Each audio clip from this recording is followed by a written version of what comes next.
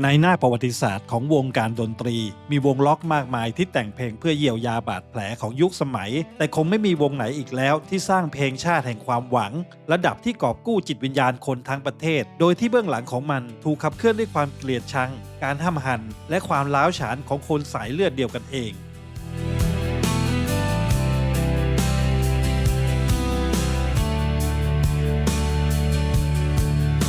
นี่ไม่ใช่วงดนตรีธรรมดาแต่มันคือปรากฏการณ์ระดับที่ว่าในช่วงสุดสัปดาห์หนึ่งของเดือนสิงหาคมปี 1996 มีประชากรอังกฤษถึง 2.5 ล้านคนคิดเป็นเกือบ 5% ของคนทั้งประเทศพยายามแย่งชิงตั๋วคอนเสิร์ตเพื่อเข้าไปดูพวกเขายืนสาดคอร์ดกีตาร์บนเวทีคุณอาจจะจินตนาการว่าวงดนตรีที่มีอิทธิพลแผ่ขยายไปครอบคลุมวัฒนธรรมป๊อปของคนทั้งยุคได้ขนาดนี้สมาชิกในวงต้องมีความผูกพันแน่นแฟ้นราวกับพี่น้องที่ตายแทนกันได้เปล่าเลยครับโลกแห่งความเป็นจริงมันปัดซบกว่านั้นเยอะเพราะพวกเขากลับเกลียดขี้หน้ากันแทบตายนี่คือวงดนตรีที่ปากก็ร้องเพลงให้ผู้คนศรัทธาในชีวิตแต่นักร้องนำกับเอาแทมบูรีนฟาดหัวมือกีตาร์กลางเวทีโชว์คนดูและพี่ชายก็คว้าไม้คริกเก็ตปวดกระบาลน้องตัวเองกะเอาให้ตายคาสตูดิโอมันคือความเกลียดชังฝังลากลึกระดับที่ว่าต่อให้มีนายทุนเอาเงินสดๆระดับ20 ล้านปอนด์มากองตรงหน้าพวกเขาก็สะบัดบ๊อบใส่และปฏิเสธที่จะกลับมายืนหายใจร่วมเวทีเดียวกันยาวนานถึง15 ปีคำถามที่น่าสนใจก็คือพลังวิปลาสอะไรที่ผลักดันให้ไอเด็กอันธพาลข้ามถนน2 คนก้าวขึ้นมาเป็นศาสดาที่คนทั้งโลกยอมก้มหัวให้และบาดแผลแบบไหนที่กรีดลึกลงไปในวิญญาณของพวกเขาจนทำให้พี่น้องร่วมสายเลือดไม่สามารถอยู่ร่วมโลกกันได้คำตอบของเรื่องนี้ไม่ได้เริ่มต้นจากคอร์ดกีตาร์มหัศจรรย์หรือพรสวรรค์ที่ฟ้าประทานมาให้แต่มันเริ่มต้นจากกลิ่นคาวเลือดคราบน้ำตาและรอยฟกช้ำในบ้านเกิดของพวกเขาเอง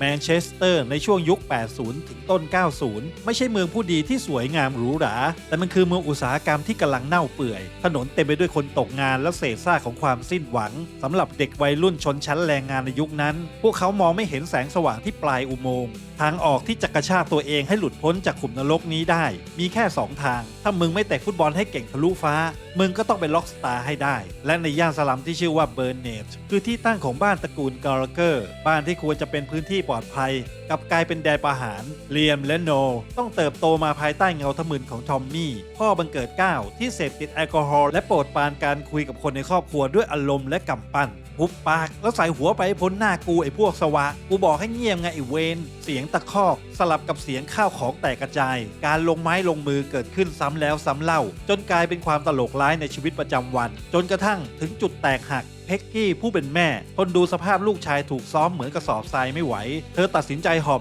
ลูกๆหนีออกจากบ้านกลางดึกทิ้งพ่อขี้เมาเฮงซวยไว้กับขวดเหล้าเบื้องหลังบาดแผลจากการถูกทารุณกรรมไม่ได้จางหายไปแต่มันกลับหล่อหลอมตัวตนของเด็ก2 คนนี้ไปคนละทิศละทางโนกลายเป็นเด็กเก็บตัวที่สร้างกำแพงน้ำแข็งขึ้นมาปิดกั้นหัวใจเขาตั้งกฎเหล็กที่สลักไว้ในวิญญาณเลยว่าไอ้แก่นั่นจะไม่มีวันได้มีส่วนร่วมหรือได้เสวยสุขจากเศษเสี้ยวความสำเร็จของกูเด็ดขาดโนหันเข้าหาดนตรีเขาเป็นคนถนัดซ้ายแต่เสือกดันทุลังหันเล่นกีตาร์ด้วยมือขวาจนนิ้วแทบพังเพียงเพื่อจะใช้เสียงกีตาร์เป็นหลุมหลบภัยจากโลกที่บัดซบ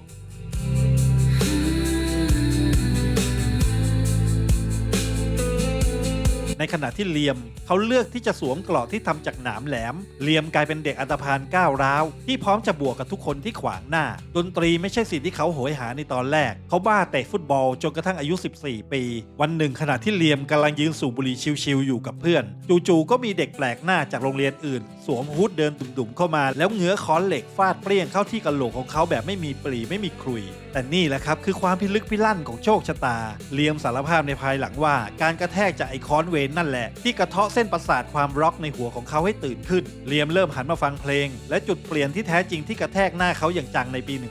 1989 เมื่อเขาได้ไปดูคอนเสิร์ตของวง The Stone Roses วินาทีที่เลียมเห็นเอียนบราวน์ฟรอนต์แมนของวงยืนพยองอย่างทรนงอยู่บนเวทีสายตาของเด็กหนุ่มสลัมก็เบิกโพลงเขากัดฟันแล้วสัญญากับตัวเองตรงนั้นเลยว่าถ้ากูไม่ได้ไปยืนอยู่ตรงนั้นกูต้องเตะบอลก๊อกแก๊กในสวนสาธารณะยันตี 3ไปจนตายห่าแน่ๆและภาพของเอียนบราวน์ที่ยืนเอามือไพ่หลังยืดคอเชิดหน้าจ้องไมโครโฟนในคืนนั้นก็ถูกประทับฝังลึกเข้าไปในจิตวิญญาณของเลียมไปตลอดกาลก่อนที่มันจะถูกบ่มเพาะและกลายเป็นท่ายืนประจำตัวของเด็กสลัมคนนี้ซึ่งจะกลายเป็นภาพจำที่ทรงพลังที่สุดในประวัติศาสตร์ดนตรีร็อกอังกฤษ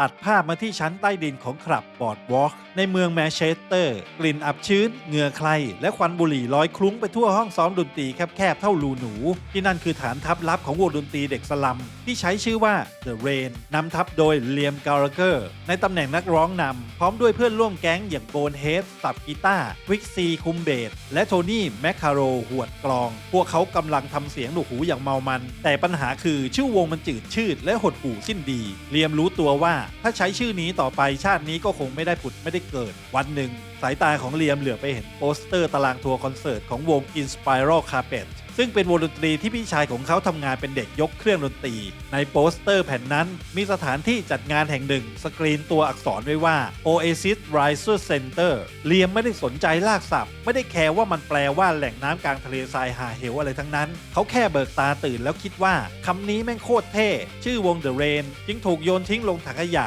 และวินาทีนั้นวงดนตรีชื่อ Oasis ก็ได้ถือกำเนิดขึ้นแต่การเปลี่ยนป้ายชื่อวงมันไม่ได้ช่วยให้เพลงของพวกเขาดีขึ้นเลยจนกระทั่งวันหนึ่งโนกาลาเกอร์พี่ชายผู้เย็นชาเพิ่งบินกลับมาจากการกลำศึกทัวร์คอนเสิร์ตที่อเมริกาเขาผลักประตูห้องซ้อมเข้ามายืนกอดอกพิงกำแพงแล้วจ้องมองวงของน้องชายบรรเลงเพลงโนยืนเงียบหูของเขากรองเสียงกีตาร์ที่ตีกันมั่วซั่วเขามองเห็นเสน่ห์อันตรายที่แผ่ซ่านออกมาจากตัวเลียมเห็นพลังงานดิบเถื่อนของวงแต่วิจารณญาณระดับอัจฉริยะของเขาก็บอกชัดเจนว่าเพลงที่พวกแม่งเล่นอยู่เนี่ยโคตรจะเห่ยและไร้อนาคตเสียงดนตรีหยุดลงโนเดินดุ่มๆเข้าไปกลางวงกวาดสายตามองหน้าทุกคนและยื่นคำขาดที่เฉียบขาดราวกับประกาศสิทธิ์ของพระเจ้าเพลงของพวกมึงแม่งขยะชัดๆกูจะเข้าวงนี้แต่มีข้อแม้เดียวกูต้องเป็นบอสและกูจะเป็นคนแต่งเพลงทั้งหมดแต่เพียงผู้เดียวถ้าไม่เอาตามนี้พวกมึงก็ใส่หัวไปเล่นก๊อกแก๊กกันต่อเองเลียมและแก๊งเพื่อนมองหน้ากันคืนน้ำลายลงคอก่อนจะพยักหน้ารับข้อเสนอโดยที่ไอเด็กวัยรุ่นพวกนี้ไม่มีทางรู้ตัวเลยว่าการพยักหน้าในวันนั้นมันคือการเซ็นสัญญาเลือดที่แลกมาด้วยบาดแผลชะกันที่สุดของวง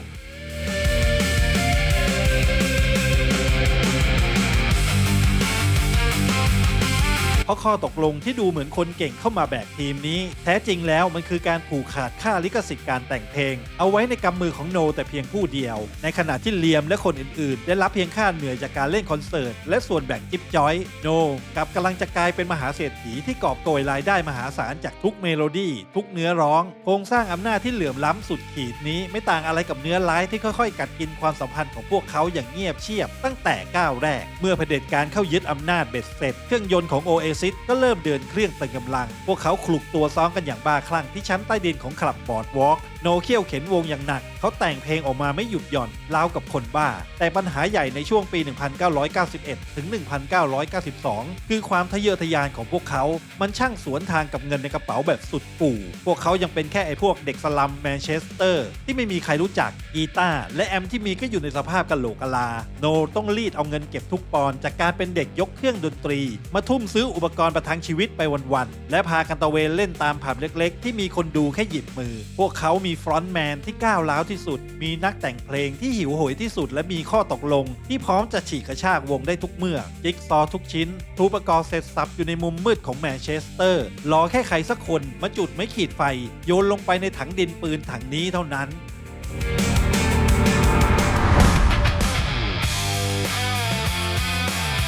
ปี 1993 ท่ามกลางอากาศหนาวเหน็บไอ้พวกเด็กสลัมจากแมนเชสเตอร์หอบหิ้วเครื่องดนตรีบูโรทั่งยัดตัวเองเข้าไปในรถตู้เช่าขับข้ามพรมแดนไปยังเมืองกลาสโกว์ประเทศสกอตแลนด์จุดหมายคือคลับเล็กๆที่ชื่อว่าจิงทัตวาวาฮัตพวกเขากัดจะไปขอแจมบนเวทีเพราะมีเส้นสายบารมีของวงเพื่อนซีอย่าง Sister Lover ที่มีคิวเล่นในคืนนั้นแต่ปัญหาเดียวคือ Oasis ไม่มีรายชื่ออยู่ในคิวโชว์พนักงานคุมประตูกางแขนขวางไอ้พวกหน้าแปลกถิ่นอย่างเด็ดขาดแต่คิดหรือว่าคนอย่างกาลาเกอร์จะยอมหันหลังกลับเดินคอตกไปขึ้นรถตู้แทนที่จะขู่พังร้านแบบอันธพาลไร้สมองเลียมและโนกับใช้ไหวพริบความเจ้าเล่ห์ขั้นสุดพวกเขาชี้หน้าบริการแล้วยื่นคำขาดที่โคตรจะหน้าด้านถ้ามึงไม่ให้พวกกูขึ้นไปเล่นคืนนี้วง Sister Lover ก็จะไม่ได้เล่นเหมือนกันเว้ยจับเพื่อนตัวเองเป็นตัวประกันซะงั้นเจอความจิตป่วนและลูกตื้อแบบนี้เข้าไปบอดี้การ์ดเลยจำใจต้องปล่อยให้ไอเด็กเปรต 4-5 คนนี้ขึ้นไปเล่นเปิดเวทีเพื่อตัดรำคาญและนั่นคือวินาทีที่โชคชะตาสับสวิตทำงานแบบตลกร้ายที่สุดเพราะในคืนนั้นอลันแมคคีเจ้าของค่ายเพลง Indie Creation Record ดันยืนอยู่หน้าเวทีพอดีอลันไม่ได้ตั้งใจมาแมวมองหาสถานที่ซุ่มศิลปินหน้าใหม่หรอกครับความจริงคือแกตกรถไฟกลับลอนดอน เลยจำใจเดินเตะเตร่มาที่ขับแห่งนี้เพื่อมาดูเดบบี้เทอร์เนอร์นักร้องนำวงซิสเตอร์เลเวอร์ซึ่งเป็นแฟนเก่าของแกอลันยืนพิงบาร์กระดกแจ็คแดเนียลดับเบิลช็อตลงคอพลางปลายตามองไอ้เด็กหนุ่มหน้าตากุส้นตีนที่กำลังเซตเครื่องดนตรีอยู่บนเวทีในใจแวบแรกอลันคิดด้วยซ้ำว่าไอ้หนุ่มที่ยืนเชิดหน้าอยู่นั่นมันนักร้องนำหรือคนขายยาประจำวงวะเนี่ย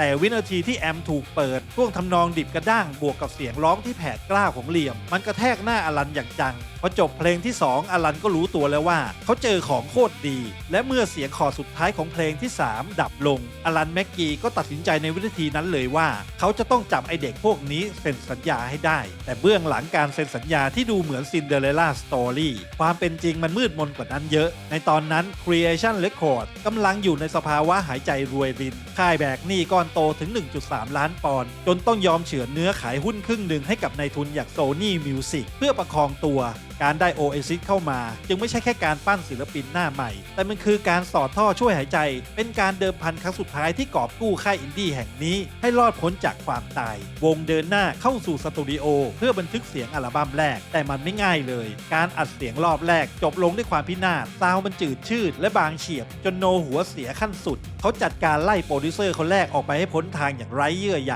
แล้วแบกวงย้ายสตูดิโอไปอัดใหม่เกือบทั้งหมดความดิ้นรนนี้ไปเข้าหูจอห์นนี่มามือกีตาร์ระดับพักการแห่งวง The Smiths เขาทนเห็นไอเด็กพวกนี้มีของแต่ขาดอาวุธไม่ได้จอห์นนี่เลยตัดสินใจทำสิ่งที่นักเลงสุดๆด้วยการยกกีตาร์กิฟสันเลดพาวปี 1960 ตัวโปรดของเขาส่งให้โนเอาไปใช้ดื้อๆเอาของจริงไปหวดให้หูพวกแม่งแหกซะไอ้หนู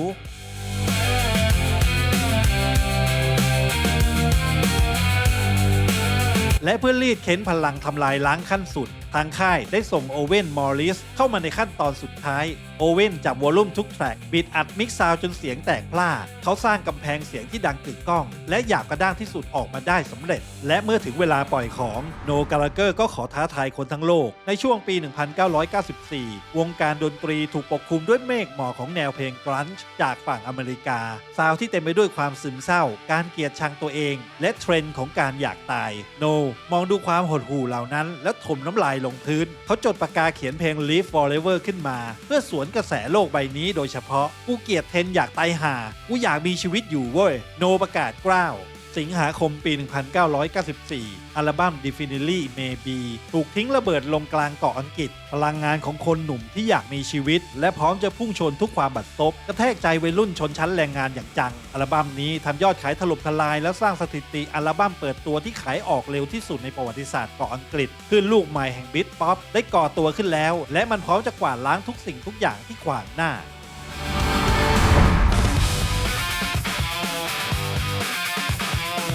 ปลายปี 1994 หลังจากทิ้งระเบิดใส่เกราะอังกฤษจนล่าเป็นหน้ากรองกองทัพเด็กสลัมแห่งแมนเชสเตอร์ก็ตัดสินใจแพ็คกระเป๋าข้ามมหาสมุทรแอตแลนติกเพื่อไปประกาศศักดาในอเมริกาดินแดนแห่งเสรีภาพและร็อกแอนด์โรลแต่แทนที่มันจะเป็นจุดเริ่มต้นของตำนานการบุกเบิกมันกลับกลายเป็นหายนะสุดบัดซบที่เกือบจะฆ่าวงให้ตายสนิทตั้งแต่ยังไม่ทันได้ดังคับโลกวันที่ 29 กันยายน ปี 1994 ณ คลับระดับตำนานอย่างวิสกี้อโกโก้บนถนนซันเซ็ตสตริปในลอสแองเจลิสบรรยากาศหลังเวทีกำลังตึงเครียดวงต้องการสารกระตุ้นเพื่อบิ้วอารมณ์ให้พุ่งถึงขีดสุดก่อนออกไปหวดกับคนอเมริกันทีมงานคนหนึ่งถูกส่งตัวออกไปทำภารกิจลับเพื่อหาโคเคนมาเสิร์ฟให้ถึงที่แต่ไอเวนนั่นดันทำพลาดครั้งมโหฬารสิ่งที่ได้มากลับไม่ใช่โคเคนแต่มันคือยาไอซ์เกรดต่ำที่พร้อมจะทอดสมองทุกคนให้ไหม้เกรียมลองนึกภาพนักดนตรีที่เพิ่งซัดยาไอซ์อัดเข้าเส้นประสาทดูสิครับทันทีที่วงก้าวขึ้นเวทีม่านตาของพวกเขาก็เบิกโพรงกรามขบเข้าหากันแน่นสติสัมปชัญญะกระเจิดกระเจิงไปคนละทิศละทางโชว์คืนนั้นกลายเป็นความวิปลาสอย่างสมบูรณ์แบบโนสับคอร์ดกีตาร์เพลงหนึ่งในขณะที่ควิกซีดันดีดเบสอีกเพลงเลียมยืนตะโกนใส่ไมค์ด้วยดวงตาที่ขวางโลกสมองของพวกเขาล้วนหนักถึงขั้นที่ว่าวงเปิดโชว์ด้วยเพลง Rock and Roll Star ไปแล้วแต่เสือกเล่นเพลงนี้ซ้ำอีกรอบเป็นรอบที่2เพราะไม่มีใครจำได้ว่าตัวเองเพิ่งเล่นหาอะไรไป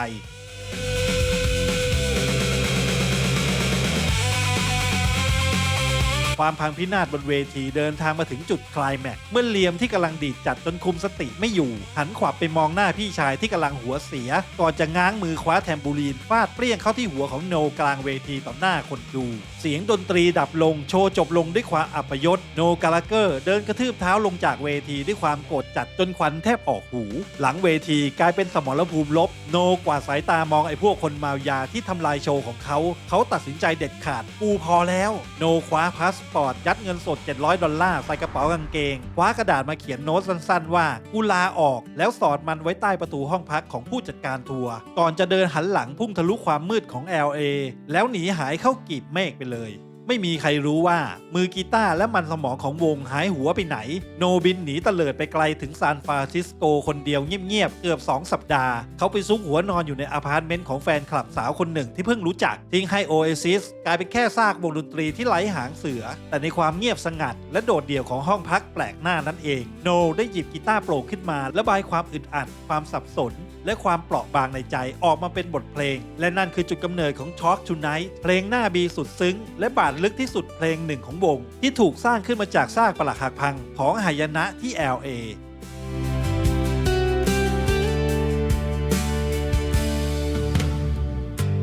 สุดท้ายโนก็ยอมกลืนน้ำลายตัวเองและบินกลับมาหาวงแต่ปัญหาของเขายังไม่จบเพราะเมื่อคุณเริ่มดังระดับโลกกฎหมายก็พร้อมจะเดินมาเคาะประตูหน้าบ้านคุณเสมอโนกาลาเกอร์มีพรสวรรค์ระดับอัจฉริยะก็จริงแต่มันมาพร้อมกับนิสัยเสียที่แก้ไม่หายนั่นคือการเป็นจอมหยิบยืมซิงเกิลสุดฮิตอย่าง Shaker Maker ถูกวง The New Seeker ยื่นฟ้องร้องข้อหาละเมิดลิขสิทธิ์เพราะท่อนทำนองมันดันไปก๊อปปี้เมโลดี้ของเพลง I Like to Teach the World to Sing ซึ่งเป็นเพลงที่คุ้นหูคนทั่วโลกจากโฆษณาของโคคาโคล่าแบบโน้ตต่อโน้ตงานนี้วงกับค่ายเพลงไม่อยากเสี่ยงสู้คดีให้ยืดเยื้อจึงต้องกัดฟันยอมความนอกศาลและควักกระเป๋าจ่ายเงินชดเชยไปมหาศาลถึง 500,000 ปอนด์แต่แทนที่จะสลดโนกับให้สัมภาษณ์ตอบโต้สื่อด้วยท่าทีที่สุดยียวนว่าช่างแม่งไปเลยตอนนี้พวกกูก็แค่เปลี่ยนไปแดกเป๊ปซี่แทนไงความบันไลในเรื่องลิขสิทธิ์ยังตามมาหลอกหลอนในซิงเกิลที่ 4อย่าง Whatever คราวนี้โจทย์คือ Neil Innes นักแต่งเพลงชั้นคูลผู้มีสายสัมพันธ์ลึกซึ้งกับ The Beatles และ Monty Python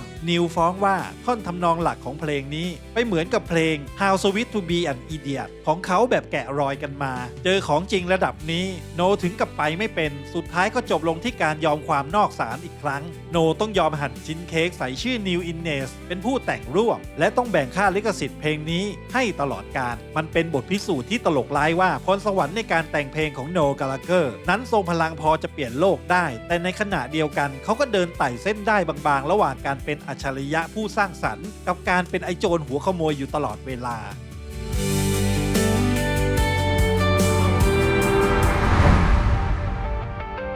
เมื่อพายุความวินาศสันตโลจากการทัวร์อเมริกาจบลง Oasis ก็ก้าวเข้าสู่ปี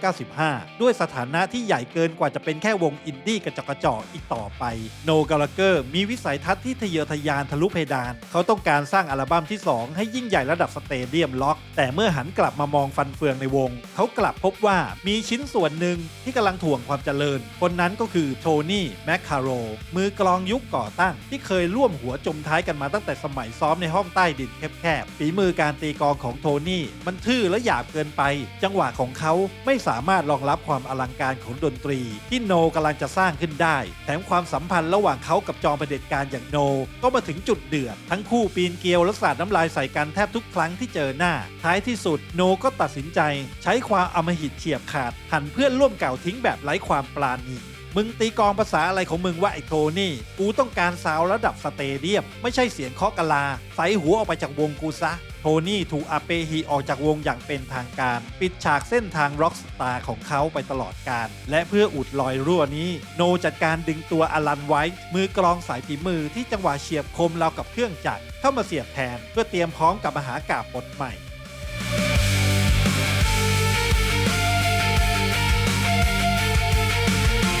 ครับ Oasis ชุดใหม่ยกพลกันไปปักหลักที่ Rockfield Studio ซึ่งตั้งอยู่ท่ามกลางความเงียบสงบของฟาร์มในชนบทประเทศเวลส์ทุกอย่างดูเหมือนจะดำเนินไปอย่างราบรื่นตามแผนบันทึกเสียง6 สัปดาห์ถ้าเพียงแต่ฟรอนต์แมนของวงจะไม่ใช่ไอเด็กนรกที่ชื่อเลียม กาลาเกอร์ ช่วงปลายสัปดาห์แรกของการทำงานขณะที่โนกำลังขลุกตัวอยู่ในห้องอัดใช้สมาธิขั้นสูงสุดเพื่อบันทึกลายกีตาร์จู่ๆเลียมที่เพิ่งกลับมาจากการซัดเบียร์ที่ผับในหมู่บ้านจนเมาแอ๋ก็ผลักประตูบุกเข้ามาและเขาไม่ได้มาคนเดียวแต่เสือกหอบหิ้วเอาแก๊งเพื่อนขี้เมาและคนแปลกหน้าที่เพิ่งชนแก้วกันบุกเข้ามาป่วนถึงในพื้นที่ศักดิ์สิทธิ์ความบัดซบไม่ได้หยุดอยู่แค่เสียงแหกปากโวยวายไอ้พวกคนเมาเปลี่ยนฟาร์มอันเงียบสงบให้กลายเป็นสมรภูมิรบมีการเอาปืนอัดลมมายิงเล่นไล่ล่ากันคว้าถังดับเพลิงมาฉีดพ่นจนควันขาวคลุ้งไปทั่วสตูดิโอความวิปลาสพลิกสุดขีดเมื่อมีคนบ้าจี้ยกทีวีทุ่มออกมานอกหน้าต่างทั้งที่ปลั๊กแม่งยังเสียบคาเต้าเสียบห้อยตองแต่งอยู่กับกำแพงเส้นเลือดที่ขมับของโน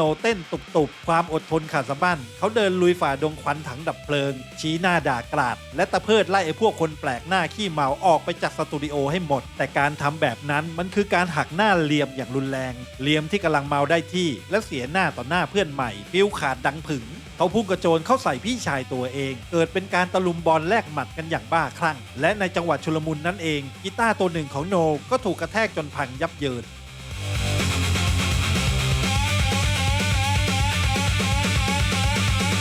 วินาทีที่โนเห็นกีตาร์ของตัวเองพังสติของเขาก็หลุดลอยไปอย่างสมบูรณ์แบบโนหันขวับไปคว้าไม้คริกเก็ตซึ่งเป็นชุดอุปกรณ์กีฬาของควิกซีมือเบสที่วางทิ้งไว้เขากระชับด้ามไม้แน่นพุ่งทะยานกลับไปหาเหลี่ยมแล้วง้างสุดแขนฟาดเปรี้ยงหัวเข้าที่กลางกระบาลของน้องชายร่วมสายเลือดเพื่อเป็นการเอาคืนมึงพังกีตาร์กูมึงตายไอ้เฮ่เสียงไม้กระทบกระโหลกดังลั่นเหลี่ยมสุดลงพร้อมกับรอยเลือดท่ามกลางความตกตะลึงของทุกคนการบันทึกเสียงต้องถูกสั่งระงับฉุกเฉินทันทีบรรยากาศพังพินาศจนวงต้องประกาศหยุดพักงาน10 วันเพื่อให้2พี่น้องแยกย้ายกันไปสงบสติอารมณ์ก่อนที่วงจะแตกกันไปจริงๆเหตุการณ์ไม้คริกเก็ตเลือดนี้ไม่ใช่แค่การทะเลาะวิวาทธรรมดาแต่มันคือการตอกย้ำให้โลกเห็นว่าความขัดแย้งของพี่น้องกาลาเกอร์ไม่ใช่การสร้างภาพแต่มันคือการหั่นหั่มกันแบบตาต่อตาฟันต่อฟันและพร้อมจะลงไม้ลงมือกันถึงเลือดตกยางออกไม้คริกเก็ตเปื้อนเลือดของควิกซีอันนั้นถูกเก็บรักษาไว้และนำไปประมูลขายด้วยราคาสูงลิ่วในเวลาต่อมาแต่ใครจะไปเชื่อล่ะครับว่า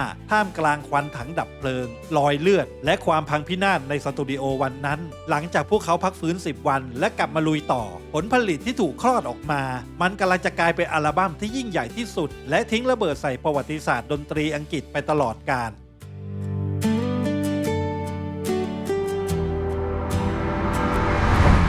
กลางปี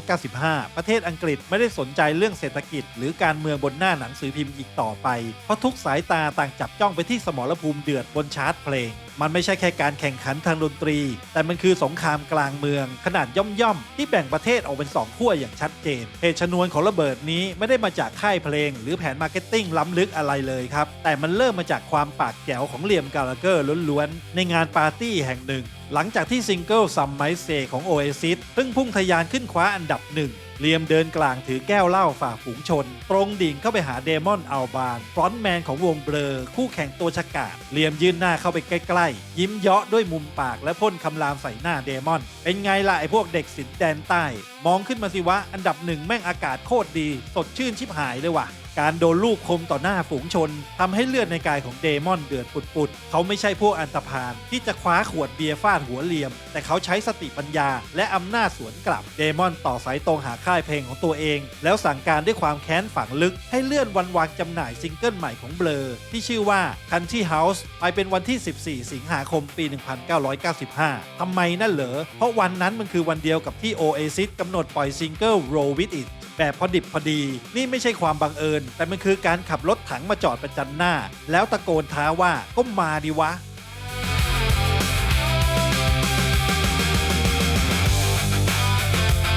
ทันทีที่ข่าวการชนคิวปล่อยเพลงหลุดออกไปสื่อมวลชนและแท็บลอยด์ทั่วเกาะอังกฤษก็กระโจนงับข่าวนี้ราวกับฝูงฉลามได้กลิ่นเลือดข่าวนี้ใหญ่โตจนกระโดดข้ามหน้าบันเทิงไปขึ้นพาดหัวข่าวหน้าหนึ่งของหนังสือพิมพ์ระดับชาติโทรทัศน์ทุกช่องทำสกู๊ปรายงานสถานการณ์แบบวันต่อวันมันถูกปั่นกระแสจนลุกลามกลายเป็นสงครามชนชั้นอย่างสมบูรณ์แบบฝั่งหนึ่งคือ Oasis ตัวแทนของชนชั้นแรงงานแดนเหนือจากแมนเชสเตอร์ไอ้พวกคนเถื่อนปากหมาดื่มเบียร์แล้วใส่เสื้อแจ็คเก็ตตัวโคร่งส่วนอีกฝั่งคือเบลอตัวแทนของชนชั้นกลางแดนใต้จากลอนดอนเด็กโรงเรียนศิลปะมาผู้ดีดื่มไวน์และแต่งตัวเนียบคุณไม่มีสิทธิ์รักทั้งสองวงสังคมบีบให้คุณต้องเลือกข้าง และแล้ววันตัดสินผลชะตากรรมก็มาถึงตัวเลขยอดขายถูกกาออกมาท่ามกลางการลุ้นระทึกของคนทั้งประเทศผลประกาศว่าวงผู้ดีแดนใต้เป็นฝ่ายกำชัยชนะคันที่เฮาส์ของเบลอกวาดยอดขายไปได้ 274,000 แผ่นเฉือนเอาชนะโรวิอิดของโอเอซิสที่ทำไปได้ 216,000 แผ่นแคมป์ของวงเบลอเปิดแชมเปญฉลองกันอย่างบ้าคลั่งพวกเขาคิดว่าสามารถเด็ดหัวไอ้พวกเด็กอันธพาลจากแมนเชสเตอร์ได้สำเร็จแล้วแต่สำหรับคนอย่างโนกาลาเกอร์ความพ่ายแพ้มันขมปล่าเกินกว่าจะกลืนลงคอรอยแค้นนี้มันฝังลึกและกัดกินอีโก้ของเขาจนลากยาวมาถึงเดือนกันยายนท่ามกลางอารมณ์ค้างหลังพ่ายศึกโนก็ฟิลขาดและปล่อยให้ปากทำงานนำสติในระหว่างการให้สัมภาษณ์กับนิตยสาร The Observer เขาจ้องหน้าเครื่องบันทึกเสียงแล้วระบายความเดือดดาลด้วยประโยคที่ข้ามเส้นศีลธรรมที่สุดออกมากูเกลียดพวกแม่งกูขอแช่งให้ไอเดมอนกับไออเล็กซ์ติดเอและตายหาไปซะ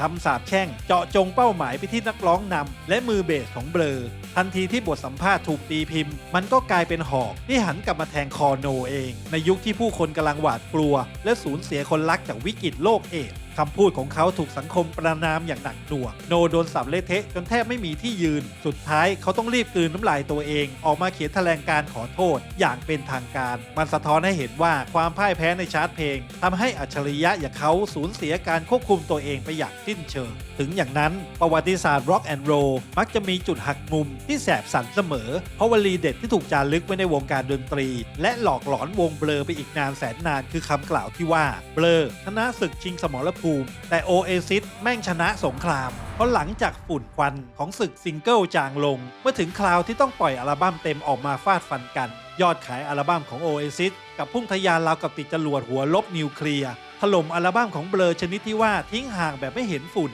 ชัยชนะในระยะยาวตกเป็นของไอ้พวกลูกนอกคอกแดนเหนืออย่างเบ็ดเสร็จเด็ดขาดและมันกำลังจะพาพวกเขาพุ่งทะยานขึ้นไปสู่จุดที่ไม่มีใครในเกาะอังกฤษเคยเอื้อมถึง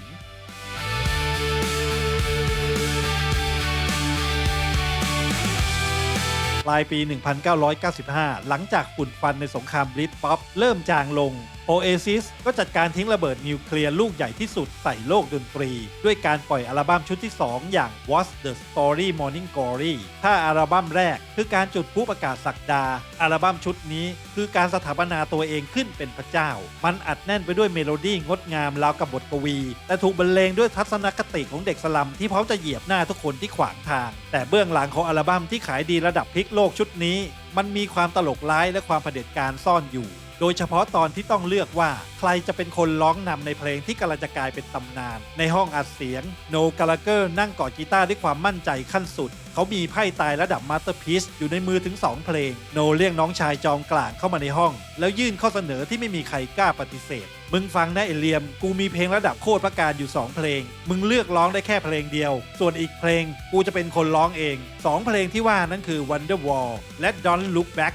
in Angerเลียมยืนขมวดคิ้วและฟังเดโมทั้ง2เพลงก่อนจะใช้นิ้วชี้ไปที่ Wonderwall ทำให้โนได้สิทธิ์ขาดในการสวมวิญญาณฟรอนต์แมนร้องนำในเพลง Don't Look Back in Anger ไปโดยปริยายและการตัดสินใจในวินาทีนั้นก็ทำให้เพลงนี้กลายเป็นเพลงชาติประจำตัวของโนที่สามารถสะกดคนดูนับแสนให้ร้องตามได้จนกระหึ่มสเตเดียมส่วนเพลง Wonderwall ที่เลียมคว้าไปร้องมันก็พุ่งทะยานกลายเป็นเพลงฮิตระดับจักรวาลแต่ประเด็นที่โคตรจะปั่นประสาทคือตกลงแล้วเพลงนี้มันแต่งให้ใครกันแน่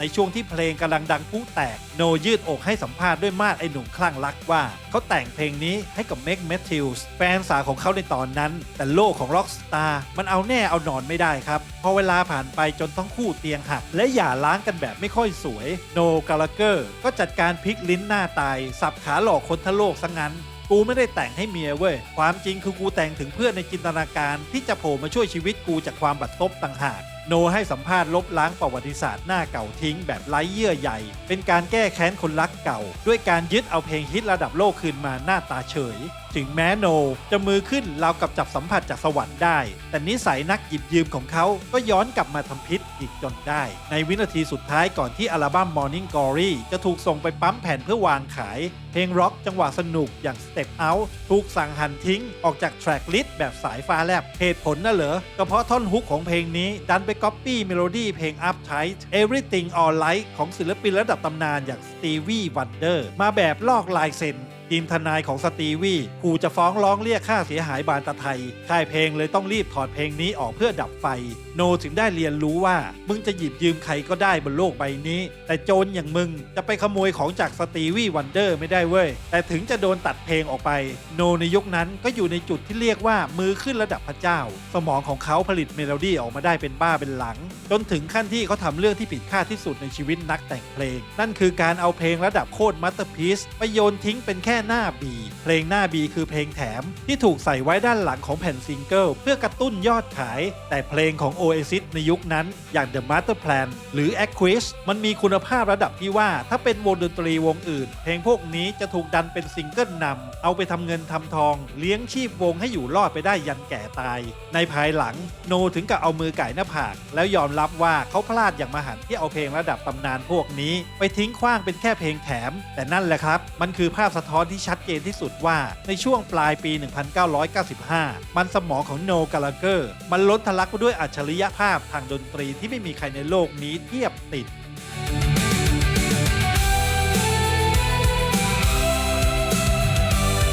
สิงหาคมปี 1996 นี่ไม่ใช่แค่เดือนธรรมดาในปฏิทินแต่มันคือหมุดหมายที่ถูกตอกตรึงในหน้าประวัติศาสตร์ดนตรีว่าเป็นจุดสูงสุดของอาณาจักรบริตป๊อปและเป็นยอดเขาที่สูงชันที่สุดเท่าที่วงดนตรีวงหนึ่งจะพุ่งทะยานไปถึงได้ลานกว้างของสวนเนฟเบิร์ดพาร์คกำลังจะถูกเปลี่ยนให้กลายเป็นศาสนสถานของสาวกโอเอซิสเมื่อค่ายเพลงประกาศเปิดขายตั๋วคอนเสิร์ตใหญ่สิ่งที่เกิดขึ้นตามมาคือความโกลาหลระดับชาติสายโทรศัพท์ทั่วเกาะอังกฤษแทบจะหลอมละลายเพราะมีคนพยายามโทรเข้ามากดจองตั๋วสูงถึง 2.5 ล้านคนตัวเลขนี้มันวิปริตขนาดไหนถ้าเทียบให้เห็นภาพมันคือประชากรเกือบ 5% ของประเทศอังกฤษในยุคนั้นที่พร้อมใจกันกระโดดแย่งตั๋วเพื่อเข้าไปดูไอเด็กสลัม2 คนยืนเล่นดนตรีสุดท้ายคอนเสิร์ตถูกจัดขึ้น2 รอบและมีผู้โชคดีฝ่าฟันเข้าไปยืนอยู่ในนั้นได้รวมกันถึง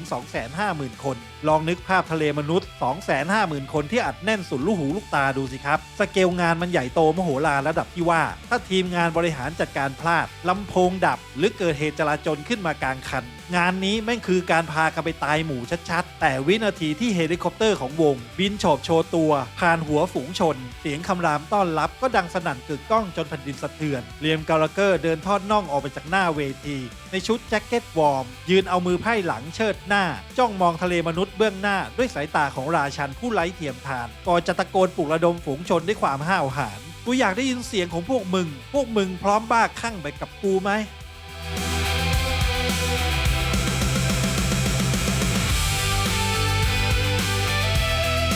และในคืนนั้นคนที่เก็บอาการไม่อยู่ที่สุดกับไม่ใช่เหลี่ยมแต่เป็นมันสมองผู้เยือกเย็นอย่างโนกาลาเกอร์โนที่ปกติแทบจะไม่ปีปากพูดอะไรบนเวทีเลยมาตลอดปีกว่ากับถูกสเกลความยิ่งใหญ่ตรงหน้ากระแทกใจเข้าอย่างจังเขาเลยเอาแต่พร่ำตะโกนใส่ไมโครโฟนซ้ำแล้วซ้ำเล่าตลอดทั้งคืนว่านี่แหละคือประวัติศาสตร์เว้ยณที่แห่งนี้เวลานี้พวกมึงทุกคนกำลังยืนอยู่ในหน้าประวัติศาสตร์จนภายหลังโนต้องมาให้สัมภาษณ์ติดตลกว่าคืนนั้นเขาหลุดพูดคำนี้ไปประมาณ20 รอบได้ทันทีที่คอร์ดกีตาร์ถูกสาดกระจุยออกมาคอนเสิร์ตนี้ก็กลายร่างเป็นความสมบูรณ์แบบที่ไม่มีใครเทียบเคียงได้แฟนเพลงนับแสนกอดคอกันตะโกนร้องตามได้ทุกท่อนทุกพยางค์วงดนตรีอยู่ในฟอร์มที่ทรงพลังดุดันที่สุดราวกับพวกเขากำลังดูดซับพลังงานจากคนดูมาเป็นเชื้อเพลิงขับเคลื่อนเครื่องยนต์โอเอซิสให้ทำงานแบบทะลุขีดจำกัดมันคือสุดยอดชัยชนะมันคือการประกาศศักดาว่าลูกนอกคอกแห่งแมนเชสเตอร์ได้ก้าวขึ้นมายืนเหยียบอยู่บนจุดสูงสุดของโลกใบนี้แล้วอย่างแท้จริง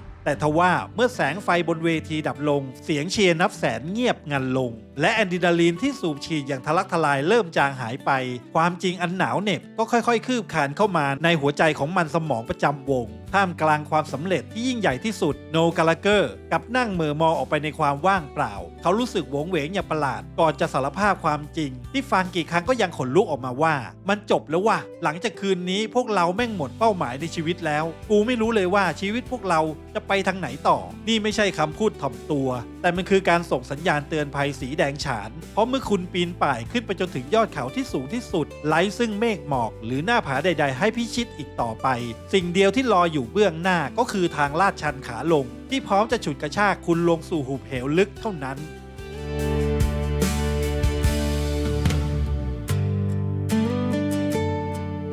เ ศษกระดาษสายรุ้งจากเนฟเวิร์ดยังไม่ทันล่วงหล่นแต่พื้นหมดด้วยซ้ำเพียงแค่1 สัปดาห์หลังจากที่พวกเขาก้าวขึ้นไปเหยียบจุดสูงสุดของโลกดนตรี Oasis ก็เจอกับบททดสอบที่โคตรจะน่าอับอายและตลกร้ายที่สุดวันที่ 23 สิงหาคม ปี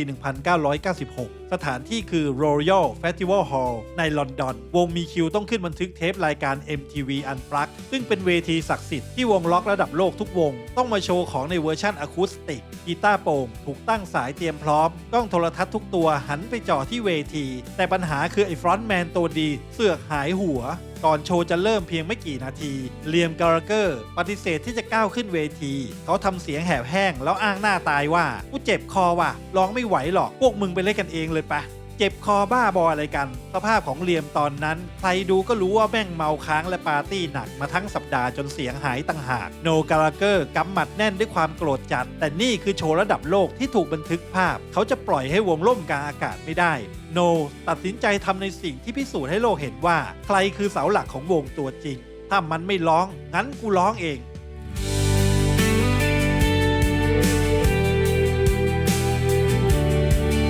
โนก้าวขึ้นไปนั่งประจำที่ตรงกลางเวทีคว้าไมโครโฟนแล้วแบกโชว์ทั้งโชว์ไว้บนบ่าของเขาคนเดียวเขาถ่ายทอดทุกบทเพลงด้วยตัวเองเป็นการตบหน้าน้องชายฉาดใหญ่และประกาศกล้องว่าต่อให้ไม่มีนักร้องนำจอมกลางสมองอย่างเขาก็ยังสามารถอุ้มวงให้รอดตายได้สบายๆแถมยังทำออกมาได้โคตรดีซะด้วยแต่ไฮไลท์ของค่ำคืนนั้นไม่ได้อยู่บนเวทีครับภาพที่กลายเป็นตำนานและพูดถึงมากที่สุดคือภาพที่กล้องแพนขึ้นไปถ่ายตรงระเบียงชั้นลอย VIP ด้านบนแทนที่ไอคนป่วยเจ็บคอจะนอนพักผ่อนดื่มน้ำอุ่นอยู่หลังเวทีเลียมกาลาเกอร์กลับไปนั่งเอนหลังจิบเบียร์เย็นฉ่ำคาบบุหรี่พ่นฟันปุ๋ยมองลงมาที่เวทีเรากับเป็นผู้ชม VIP และที่แสบสันที่สุดคือทุกครั้งที่เพลงจบหรือแม้กระทั่งจังหวะที่โนกำลังจะอ้าปากร้องเลียมก็จะตะโกนป่วนแซวและด่าทอพี่ชายตัวเองลงมาจากชั้นลอยร้องโคตรห่วยเลยว่าไอพี่ชายร้องให้มันดีกว่านี้หน่อยสิว่าไอเวนเลียมหัวเราะล้วนแกล้งทำท่าทางล้อเลียนโนที่กำลังนั่งหน้าเครียดปวดกีตาร์ร้องเพลงอยู่ด้านล่างภาพการปีนเกลียวและสาดโครนใส่กันออกอากาศนี้ถูกแพร่ภาพให้คนนับล้านได้เห็นมันไม่ใช่แค่เรื่องตลกของพี่น้องขี้เมาอีกต่อไปแต่นี่คือรอยร้าวออกสื่อที่ชัดเจนและน่าอึดอัดที่สุดเป็นครั้งแรกที่แฟนเพลงทั่วโลกเริ่มตระหนักได้ว่าภายใต้ความยิ่งใหญ่ระดับสเตเดียมร็อกวงดนตรีวงนี้กำลังซุกซ่อนระเบิดเวลาเอาไว้และเชือกฟางที่ล้างความสัมพันธ์ของพี่น้องคู่นี้มันกำลังจะขาดสะบั้นลงในไม่ช้า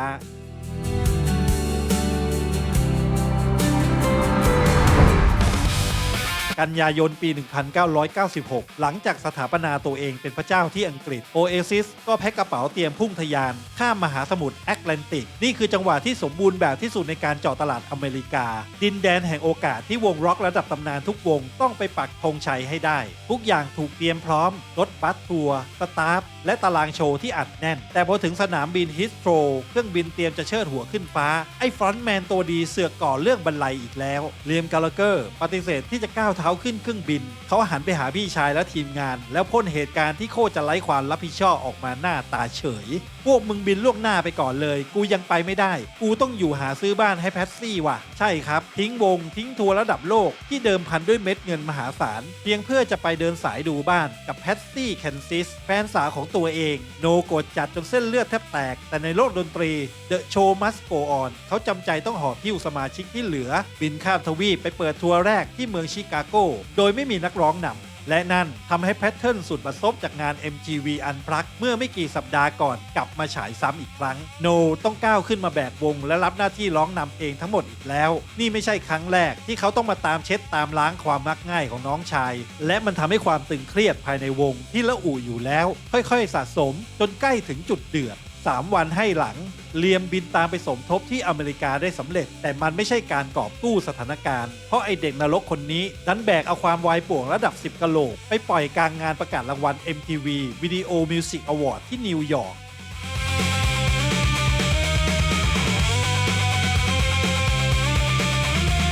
ในค่ำคืนที่สายตาคนอเมริกันนับล้านจับจ้องเลียมก้าวขึ้นเวทีด้วยสภาพที่เมาแอและกลางทะลุปลอดเขาเดินโงนเงยร้องเพลงแบบขอไปทีและภาพที่ทำเอาชาวอเมริกันช็อกตาตั้งคือจังหวะที่เลียมหันหน้าเข้าหากล้องโทรทัศน์แล้วถมน้ำลายก้อนเบิ่มใส่หน้าเลน แถมยังทำท่าทางยียวนกวนส้นตีนใส่ผู้ชมในฮอลล์แบบไม่สนหัวใครอเมริกาอาจจะชอบร็อกสตาร์ที่ขบถและอันตรายแต่พวกเขาเกลียดศิลปินที่ไม่เป็นมืออาชีพและทำตัวสะทุนไร้ความเคารพต่อคนดูการกระทำของเหลี่ยมคือการเอาน้ำกรดสาดใส่หน้าคนอเมริกันทั้งประเทศความระยำตบเท้าเข้ามาไม่หยุดหย่อนบรรยากาศในการทัวร์ตึงเครียดราวกับนั่งอยู่บนถังดินปืนจนกระทั่งถึงจุดระเบิดที่เมืองชาร์ลอตต์รัฐนอร์ทแคโรไลนาไม่มีใครรู้ว่าเกิดอะไรขึ้นบ้างในห้องประชุมลับวันนั้นแต่มันคือการปะทะเดือดที่กินเวลายาวนานถึง5 ชั่วโมงเต็มความแค้นสะสมจากการโดนทิ้งให้ร้องนำซ้ำแล้วซ้ำเล่าการสาดโคลนการด่าทอและอีโก้พุ่งชนกันจนแหลกละเอียดผลสรุปของการประชุมมาราธอนจบลงด้วยการที่โนกาลาเกอร์ฟิลขาดขั้นสุดกูพอแล้วกูจะไม่ทนทำทัวร์เฮ่ๆนี่อีกต่อไปพวกมึงจะทำอะไรก็ทำกูจะกลับอังกฤษโนเก็บกระเป๋าเดินหันหลังให้ตารางทัวร์ที่เหลือทั้งหมดแล้วพุ่งตรงไปขึ้นเครื่องบินกับลอนดอนทันทีทิ้งให้ค่ายเพลงต้องออกแถลงการแก้ต่างหน้าแห้งๆกับสื่อว่าทัวร์อเมริกาถูกยกเลิกกระทันหันเพราะปัญหาภายในเหตุการณ์วันนั้นไม่ใช่แค่การยกเลิกโชว์ธรรมดาโนยอมรับอย่างขมขื่นในเวลาต่อมาว่าการทิ้งทัวร์กลางคันในวันนั้นคือการเอามีดแทงคอหอยตัวเองมันฆ่าโอกาสของวงในอเมริกาจนตายสนิทเพราะในวงการดนตรีอันโหดร้ายของสหรัฐอเมริกาคุณจะด่าใครคุณจะเมาพับหรือคุณจะบ้าบอแค่ไหนก็ได้แต่สิ่งเดียวที่คุณห้ามทำเด็ดขาดคือการทรยศคนดูแล้วทิ้งเวทีไปดื้อๆโอเอซิสปิดประตูตายสู่ความฝันแบบอเมริกันด้วยมือของพวกเขาเองเปลี่ยนโอกาสที่จะกลายเป็นวงดนตรีที่ยิ่งใหญ่ที่สุดในโลกให้กลายเป็นเพียงราชาที่ถูกจองจำอยู่บนแค่เกาะอังกฤษไปตลอดกาล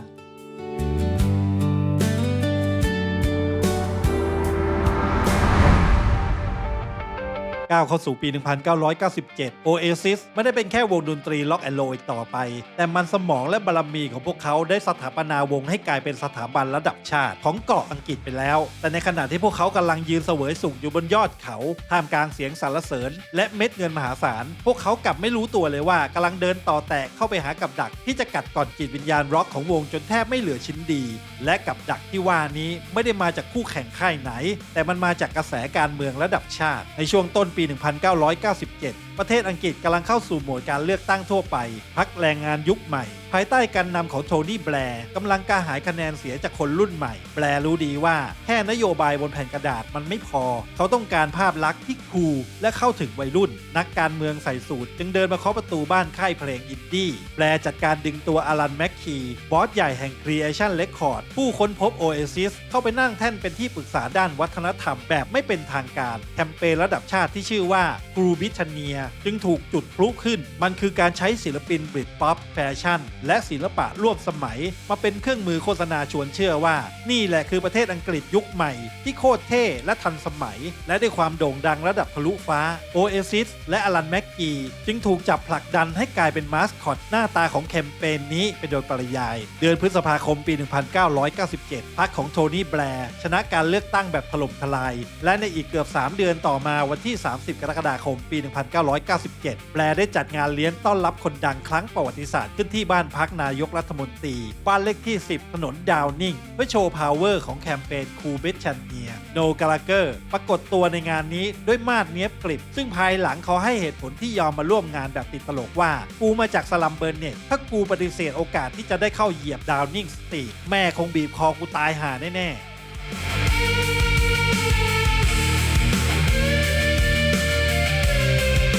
ภาพที่ถูกถ่ายทอดออกไปสู่สายตาคนทั้งประเทศจนกลายเป็นหนึ่งในภาพประวัติศาสตร์ที่ย้อนแย้งที่สุดคือภาพของอดีตเด็กสลัมผู้เคยขโมยแอมป์กีตาร์เคยสาปแช่งให้คนติดเอดส์ตายและเคยประกาศตัวเป็นศัตรูกับระบบระเบียบทุกอย่างบนโลกกำลังยืนยิ้มแฉ่งและชนแก้วแชมเปญกับนายกรัฐมนตรีต่อหน้าแสงแฟลชของนักข่าวแต่ความตลกร้ายที่ทำให้วีรกรรมของกาลาเกอร์พีคทะลุปลอดไม่ใช่แค่การจิบแชมเปญหน้ากล้องครับโนเปิดเผยความลับขั้นสุดยอดในเวลาต่อมาว่าท่ามกลางฝูงชนไฮโซและนักการเมืองระดับประเทศในคืนนั้นเขาแอบหลบฉากเข้าไปในห้องน้ำซึ่งไม่ใช่ห้องน้ำธรรมดาแต่มันคือห้องน้ำส่วนพระองค์ของสมเด็จพระราชินีเป็นห้องน้ำพิเศษที่ถูกกันไว้ใช้เฉพาะเวลาควีนเสด็จมาเยือนทำเนียบเท่านั้นและไอ้ร็อกสตาร์ตัวแสบก็จัดการสูตรโคเคนอัดเข้าปอดในห้องน้ำของราชวงศ์อังกฤษหน้าตาเฉยในมุมของสื่อกระแสหลักนี่คือภาพความสำเร็จสูงสุดของเด็กบ้านนอกที่ไต่เต้าจนได้จิบวายกับผู้นำประเทศแต่ในมุมมองของสาวกเดนตายและแก่นแท้ของดนตรีร็อกภาพจับมือกับนักการเมืองนี้มันคือหายนะทางภาพลักษณ์อย่างรุนแรง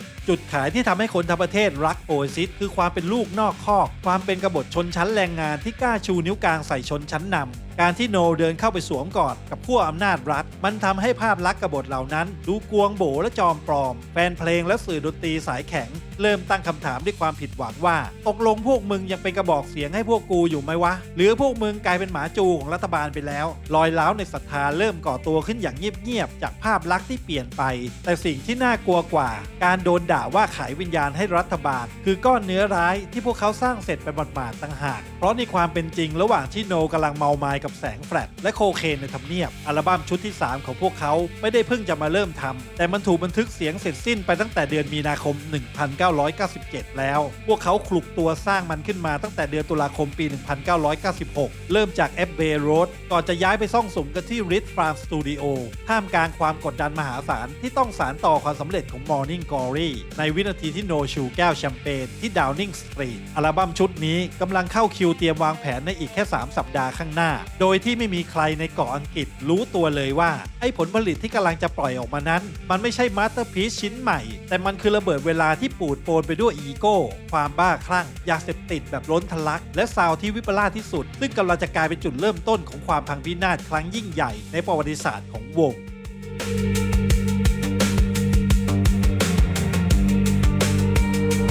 ย้อนไทม์ไลน์กลับไปในช่วงปลายปี 1996 จนถึงต้นปี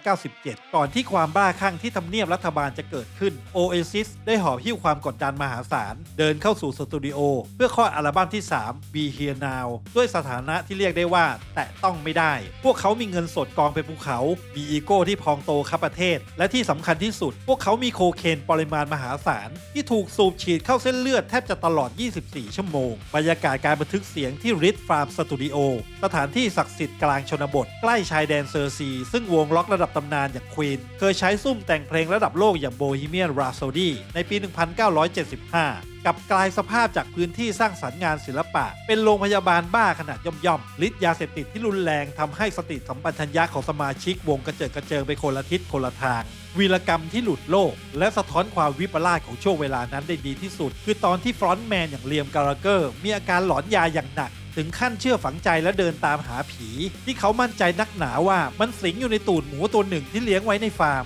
ส่วนในฝั่งของการทำดนตรีโน กาลาเกอร์ที่กำลังเมามายกับอำนาจเบ็ดเสร็จและฤทธิ์ยาก็สถาปนาปรัชญาการทำเพลงแบบใหม่ขึ้นมานั่นคือปรัชญาที่ว่ายิ่งดังยิ่งดียิ่งเยอะยิ่งโคตรเท่ในสภาวะปกติถ้าลายกีตาร์1แทร็กฟังดูดีแล้วโปรดิวเซอร์ทั่วไปก็คงหยุดแค่นั้นแต่สำหรับโนที่กำลังดีดโคเคนจนตาค้างเขาจับลายกีตาร์แทร็กเดิมอัดทับซ้อนกันเข้าไปเป็น10ชั้นเพลงที่ควรจะยาวแค่3นาทีถูกลากยาวไปถึง7นาทีอย่างไร้เหตุผลเสียงทุกอย่างถูกเร่งวอลลุ่มจนสุดหลอดแย่งกันดังจนเกิดเป็นกำแพงเสียงที่ตีกันมั่วซั่วแต่ปัญหาคือในห้องอัดตอนนั้นโนคือพระเจ้าจึงไม่มีใครกล้าปีปากทักท้วงเลยสักคนว่าพี่ดนตรีมันล้นเกินไปแล้วว่ะ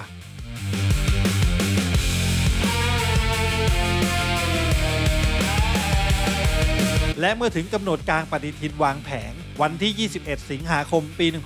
1997 อัลบั้ม Be Here Now ก็สร้างปรากฏการณ์แบบที่ไม่เคยมีใครทำได้มาก่อนในประวัติศาสตร์ความกระหายของแฟนเพลงสะสมมาจนถึงขีดสุดร้านขายแผ่นเสียงทั่วอังกฤษต้องเปิดประตูตอนเที่ยงคืนเพื่อรับคลื่นมหาชนที่แห่มาต่อคิวอัลบั้มนี้กวาดยอดขายไปถึง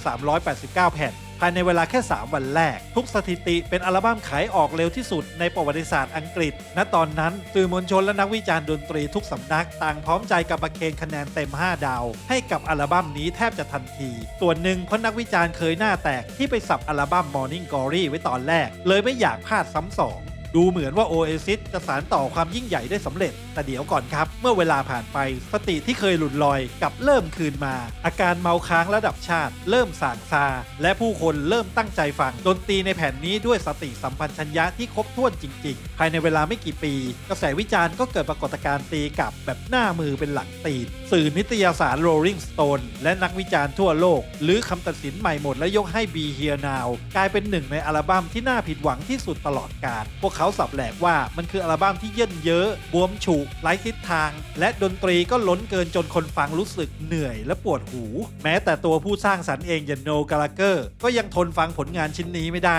ในสารคดี Life Forever ปี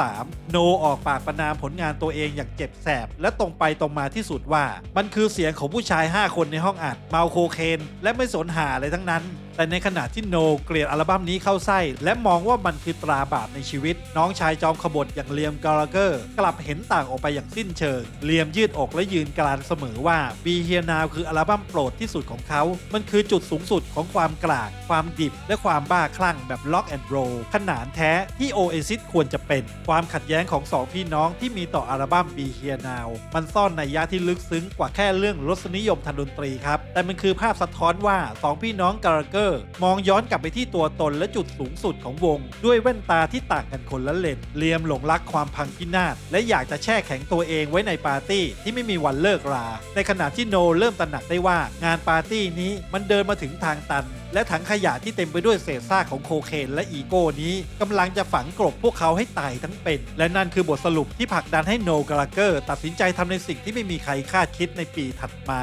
นั่นคือการหักดิบหันหลังให้กับยาเสพติดล้างไพ่ชีวิตตัวเองใหม่หมดเพื่อเตรียมรับมือกับยุคสมัยที่กำลังจะเปลี่ยนไปตลอดกาล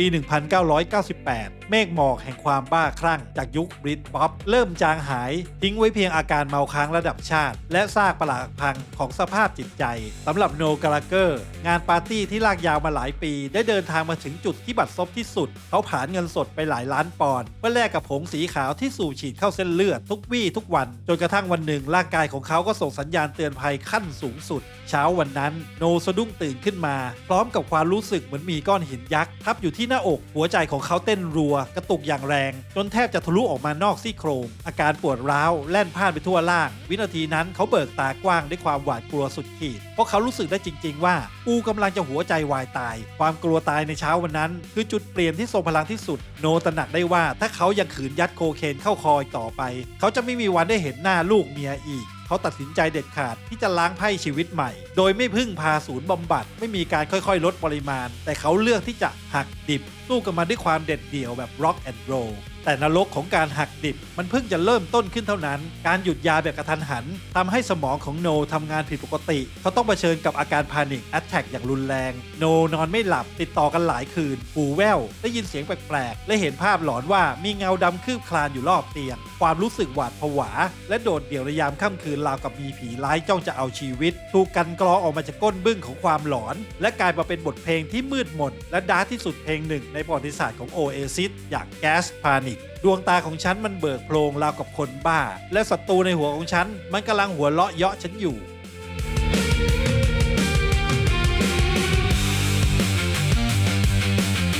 โนถ่ายทอดความทรมานของการต่อสู้กับสภาวะจิตใจตัวเองออกมาในเพลงนี้ได้อย่างน่าขนลุกมันคือเสียงสะท้อนของผู้ชายที่กำลังพยายามปีนป่ายขึ้นมาจากขุมนรกของยาเสพติดและในขณะที่โนกำลังต่อสู้เพื่อกอบกู้ตัวเองโครงสร้างของวง Oasis ก็กำลังเผชิญกับการแตกร้าวครั้งใหญ่ที่สุดปี 1999 ระหว่างที่วงกำลังเตรียมตัวทำอัลบั้มชุดที่ 4 สมาชิกยุคก่อตั้งผู้ร่วมหัวจมท้ายกันมาตั้งแต่ยุคเล่นตามผับเล็กๆอย่างพอล โบนเฮด อาร์เธอร์มือกีตาร์และพอล ควิกซี แม็กกุยแกนมือเบสก็สร้างความช็อกให้กับแฟนเพลงทั่วโลกด้วยการประกาศลาออกจากวงในเวลาไล่เลี่ยกันหลายคนอาจจะจินตนาการว่ามันต้องเกิดจากการสาดเหล้าใส่หน้าหรือการตะลุมบอลฟาดกีตาร์ใส่กันตามสไตล์กาลาเกอร์แน่ๆแต่ความจริงมันเรียบง่ายและเป็นผู้ใหญ่กว่านั้นมากครับโบนเฮดและควิกซีไม่ได้เกลียดชังพี่น้องกาลาเกอร์พวกเขาแค่หมดไฟลองนึกภาพตามว่าคุณต้องใช้ชีวิตอยู่บนรถบัสทัวร์แคบๆต้องคอยทนฟังสองพี่น้องด่าทอกันแทบทุกวันต้องเผชิญกับความกดดันระดับโลกและอยู่กับความบ้าคลั่งที่ไม่มีวันจบสิ้นมานานเกือบ10 ปีสำหรับโบนเฮดและควิกซีเงินทองและชื่อเสียงมันไม่สามารถแลกกับความสงบสุขในชีวิตได้อีกต่อไปพวกเขาเลือกที่จะหันหลังให้กับความยิ่งใหญ่เพื่อกลับไปใช้ชีวิตธรรมดาดูแลครอบครัวและอยู่กับลูกเมียอย่างเงียบๆการเดินจากไปของชาย2 คนนี้ไม่ใช่แค่การเปลี่ยนตัวนักดนตรีแต่มันคือการปิดฉากไลน์อัพยุคคลาสสิก ของ Oasis ไปอย่างเป็นทางการตำแหน่งแก๊งเด็กสลัม5 คนจากแมนเชสเตอร์ที่เขย่าโลกดนตรีได้จบลงแล้ววงกำลังจะถูกผลัดไปเข้าสู่ยุคสมัยใหม่ยุคที่ปราศจากโคเคนปราศจากเพื่อนเก่าและเต็มไปด้วยความท้าทายที่พวกเขาไม่เคยพบผ่านมาก่อน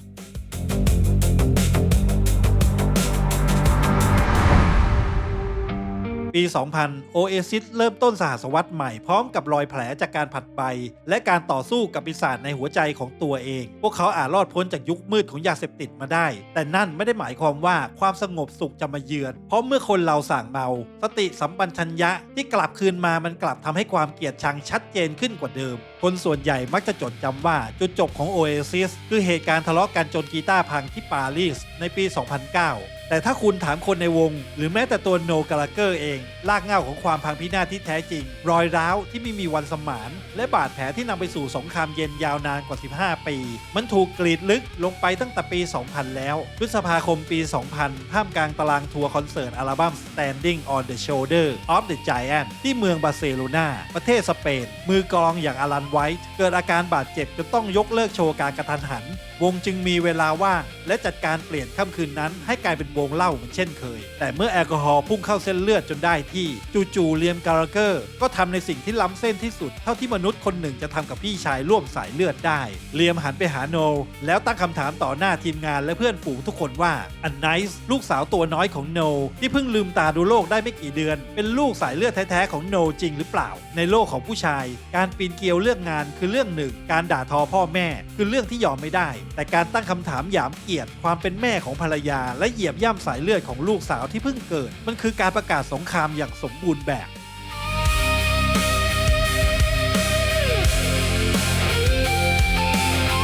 วินาทีที่คำพูดสกปรกนั้นหลุดออกมาจากปากเลียมฟิลความอดทนของโนก็ขาดสะบั้นไม่ใช่ในฐานะมือกีตาร์หรือโปรดิวเซอร์แต่มันคือสัญชาตญาณของการปกป้องครอบครัวโนพุ่งกระโจนเข้าใส่เลียมอย่างบ้าคลั่งหมัดรุ่นถูกซัดเข้าหน้าของน้องชายเกิดเป็นการชกต่อยตะลุมบอลที่เดือดดาลและเต็มไปด้วยความเกลียดชังที่สุดเท่าที่ทั้งคู่เคยมีมาเมื่อฝุ่นควันจางลงโนกาลาเกอร์ไม่แม้แต่จะหันกลับไปมองหน้าน้องชายเขาเก็บกระเป๋าประกาศถอนตัวจากตารางทัวร์คอนเสิร์ตต่างประเทศที่เหลือทั้งหมดทันทีทิ้งให้วงต้องดิ้นรนหามือกีตาร์สำรองมาเล่นแทนเพื่อประคองทัวร์ให้จบแม้ในเวลาต่อมาโนจะยอมกลับมาเล่นคอนเสิร์ตในเกาะอังกฤษแต่รอยแผลที่บาร์เซโลนาในคืนนั้นมันได้ทำลายสายใยแห่งความเป็นพี่น้องลงไปอย่างถาวรแล้วโนให้สัมภาษณ์ในเวลาต่อมาด้วยน้ำเสียงที่เย็นชาและเต็มไปด้วยความรังเกียจว่าผมไม่มีวันให้อภัยมันเพราะมันไม่เคยเอ่ยปากขอโทษมันเป็นน้องชายผมก็จริงแต่ผมจะอยู่ห่างๆจากมันจนกว่ามันจะขอโทษในสิ่งที่มันทำลงไปคำพูดนี้คือการไขปริศนาทุกอย่างมันพิสูจน์ให้โลกเห็นว่าความขัดแย้งของสองพี่น้องกาลาเกอร์ในช่วงทศวรรษสุดท้ายของวงไม่ใช่แค่เรื่องอีโก้ทางดนตรีไม่ใช่แค่การแย่งกันเด่นบนหน้าหนังสือพิมพ์แต่มันคือการปะทะกันในระดับครอบครัวและศักดิ์ศรีตั้งแต่วันนั้นที่สเปนโอเอซิสที่แฟนเพลงเคยรู้จักได้ตายไปแล้วสิ่งที่หลงเหลืออยู่บนเวทีตลอด9 ปีหลังจากนั้นคือผู้ชาย2 คนที่แค่มาตอกบัตรทำงานร่วมกันเพื่อเงินโดยมีช่องว่างแห่งความเกลียดชังกั้นกลางรอแค่วันเวลาที่ระเบิดลูกสุดท้ายจะทำงานก็เท่านั้น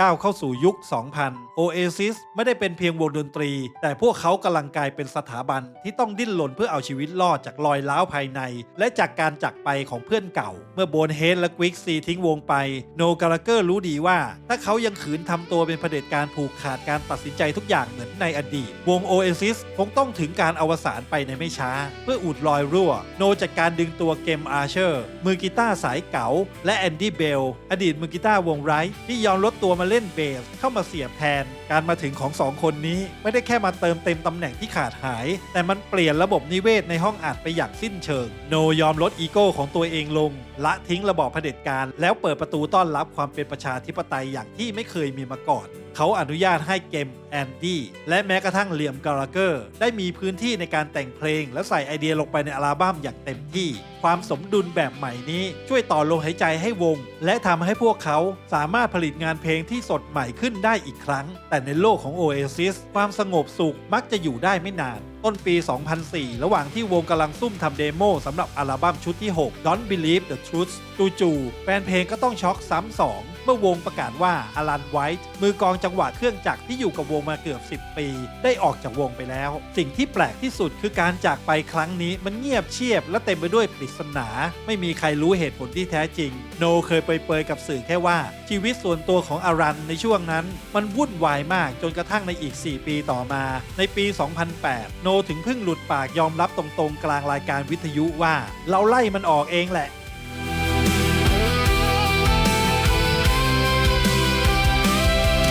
ส่วนทางด้านอลันไวท์ก็เลือกที่จะปิดปากเงียบสนิทไม่เคยออกมาแฉหรือเล่าเรื่องราวในมุมของตัวเองเลยแม้แต่ครั้งเดียวการเดินจากไปของเขาจึงกลายเป็นหนึ่งในปริศนาคลาสสิกที่แฟนเพลง Oasis ยังคงถกเถียงกันมาจนถึงทุกวันนี้และเมื่อตำแหน่งมือกลองว่างลงโนก็จัดการดึงตัวคนที่จะเข้ามาเติมเต็มความฝันสูงสุดของพี่น้องกาลาเกอร์คนนั้นคือแซคสตาร์คีนามสกุลนี้ไม่ใช่ความบังเอิญเพราะแซคคือลูกชายสายเลือดแท้ๆของริงโก้สตาร์มือกลองแห่งวง The Beatles สำหรับไอเด็กสลัมแมนเชสเตอร์ที่บูชาและคลั่งไคล้ The Beatles ดั่งพระเจ้าเขาได้ทายาทสายเลือดตรงของ The Beatles มานั่งตีกลองอยู่ข้างหลังมันคือสุดยอดความภาคภูมิใจและเป็นอีพิกโมเมนต์ที่โคตรเท่แซคเข้ามาอัดเสียงและร่วมทัวร์กับวงอย่างแข็งขันจนถึงปี 2008 ในแง่ของดนตรีวงอาจจะดูเหมือนลงตัวและมีเสถียรภาพมากขึ้นแต่ในชีวิตจริงรอยร้าวระหว่างสองพี่น้องกับยิ่งถ่างกว้างออกไปทุกทีเมื่อเข้าสู่ช่วงบั้นปลายของวงวิถีชีวิตของพวกเขาก็เดินสวนทางกันอย่างสิ้นเชิง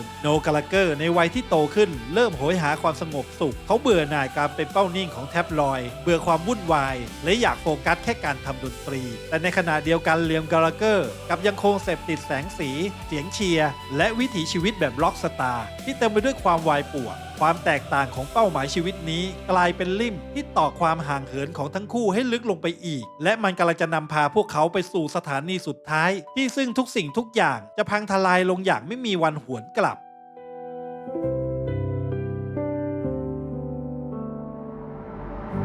วันที่ 28 สิงหาคมปี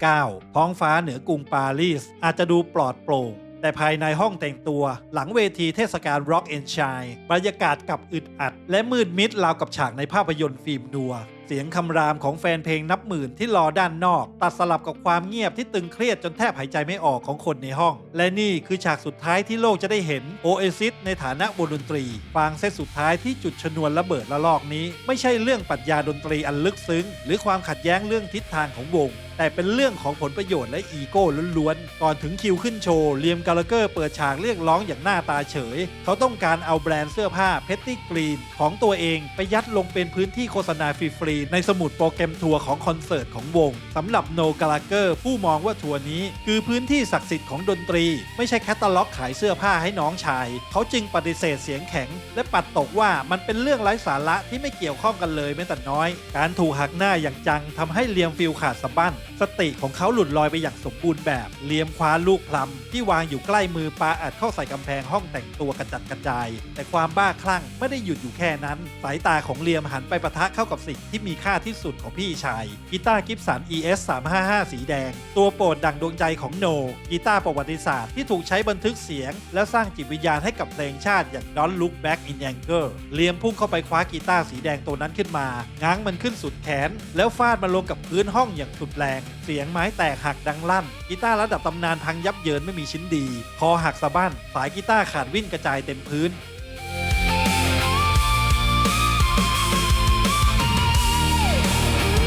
เมื่อโนก้มลงมองซากกีตาร์สีแดงที่แหลกสลายอยู่แทบเท้าเขาไม่ได้พุ่งเข้าไปแลกหมัดไม่มีการตะลุมบอลเหมือนเหตุการณ์ที่บาร์เซโลนามีเพียงความเย็นชาที่ว่างเปล่าโนหันหลังหิ้วกระเป๋าและเดินออกจากห้องแต่งตัวไปเงียบๆโชว์ที่ปารีสถูกประกาศยกเลิกกระทันหันทิ้งให้แฟนเพลงที่รอคอยต้องยืนช็อกอยู่หน้าเวทีและในคืนนั้นเองโลกทั้งใบก็ต้องหยุดนิ่งเมื่อโนกาลาเกอร์กดส่งแถลงการผ่านหน้าเว็บไซต์ของวงด้วยข้อความที่กรีดลึกลงไปในใจของสาวก Oasis ทุกคนว่าผมขอบอกด้วยความเศร้าและโล่งใจอย่างยิ่งว่าผมได้ลาออกจาก Oasis แล้วคืนนี้ผู้คนจะเขียนและพูดอะไรก็ตามที่พวกเขาต้องการแต่ผมทนทำงานกับเลียมไม่ได้อีกต่อไป แล้วแม้แต่วินาทีเดียวแถลงการช็อกโลกฉบับนี้คือการตอกฝาโลงปิดฉากวงดนตรีล็อกที่ยิ่งใหญ่ที่สุดของยุค 90 อย่างเป็นทางการซากีตาร์ที่ปารีสไม่ได้เป็นแค่เครื่องดนตรีที่พังทลายแต่มันคือตัวแทนของสายใยพี่น้องที่ขาดสะบั้นทิ้งให้แฟนเพลงทั่วโลกต้องตกตะลึงและมันคือเสียงระฆังยกแรกที่เปิดฉากสงครามน้ำลายและสงครามเย็นที่ลากยาวมหากาพย์ความเกลียดชังไปอีกถึง 15 ปีเต็ม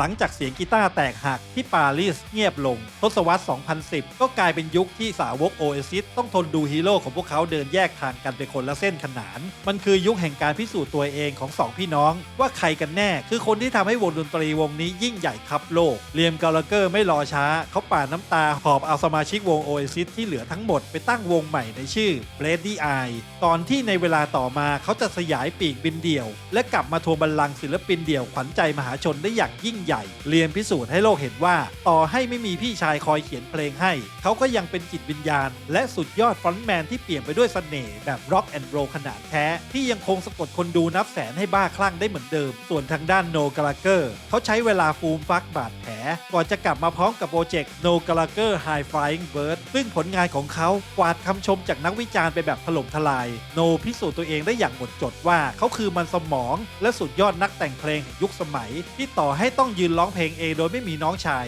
เขาก็ยังสร้างสรรค์มาสเตอร์พีซออกมาได้ไม่รู้จบทั้งคู่ต่างประสบความสำเร็จในเส้นทางของตัวเองแต่นั่นไม่ได้หมายความว่าความแค้นจะเจือจางลงตลอดหลายปีเลียมเปลี่ยนแพลตฟอร์ม Twitter ซึ่งปัจจุบันคือ X ให้กลายเป็นสมรภูมิลบส่วนตัวเขาขยันลัวแป้นพิมพ์สาดโคลนด่าทอแซะและล้อเลียพี่ชายตัวเองแทบจะรายวันถึงขั้นตั้งฉายาให้โนว่าเป็นไอ้หัวมันฝรั่งในขณะที่โนเลือกที่จะตอบโต้ด้วยความสงบนิ่งเย็นชาและกรีดลึกผ่านบทสัมภาษณ์ตามหน้านิตยสารสงครามน้ำลายที่สาดใส่กันไปมานี้ทำให้ความหวังที่แฟนๆจะได้เห็นโอเอซิสกลับมารวมตัวกันดูริบหรี่ยิ่งกว่าแสงเทียนกลางพายุ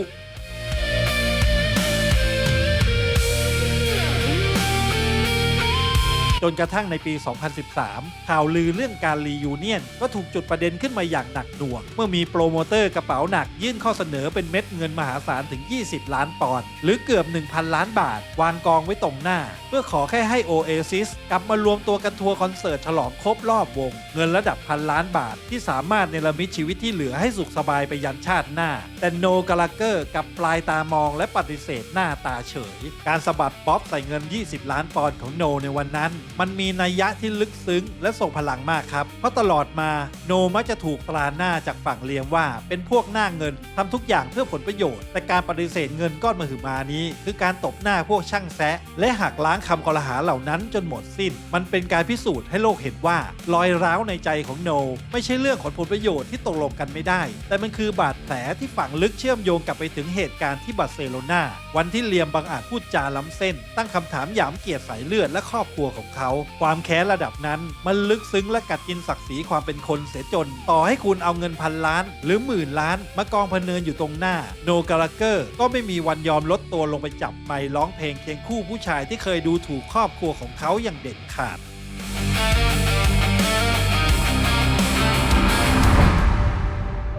พฤษภาคมปี 2017 ความมืดมิดได้เข้าปกคลุมเมืองแมนเชสเตอร์เมืองที่ปลูกปั้นสองพี่น้องกาลาเกอร์ขึ้นมาเมื่อเกิดเหตุการณ์ผู้ก่อการร้ายลอบวางระเบิดพีชีพหลังจบโชว์คอนเสิร์ตของอารีอานาแกรนเดที่แมนเชสเตอร์อารีนาโศกนาฏกรรมครั้งนี้พรากชีวิตผู้บริสุทธิ์บาดเจ็บอีกนับร้อยและทิ้งบาดแผลลึกไว้ให้กับคนทั้งเมืองแต่ท่ามกลางความโศกเศร้าคราบน้ำตาและความหวาดกลัวสิ่งที่ช่วยเยียวยาจิตใจของชาวเมืองกลับกลายเป็นเสียงเพลงในระหว่างการรวมตัวไว้อาลัยที่จัตุรัสเซนต์แอนจู่ๆมวลชนชาวแมนเชสเตอร์ก็พร้อมใจกันประสานเสียงร้องเพลง Don't Look Back in Anger ดังกระหึ่มขึ้นมาอย่างไม่ได้นัดหมายจากเพลงร็อกฮิตยุค 90 มันได้ถูกชุบชีวิตใหม่ให้กลายเป็นเพลงชาติแห่งการเยียวยาเป็นสัญลักษณ์ของความเข้มแข็งและเป็นการประกาศกล้าว่าชาวเมืองจะไม่ยอมก้มหัวให้กับความเกลียดชังและจะไม่มองย้อนกลับไปด้วยความโกรธแค้นแน่นอนว่าเมื่อบ้านเกิดกำลังร้องไห้สองพี่น้องกาลาเกอร์ไม่มีทางอยู่เฉยแต่ปฏิกิริยาของ พวกเขา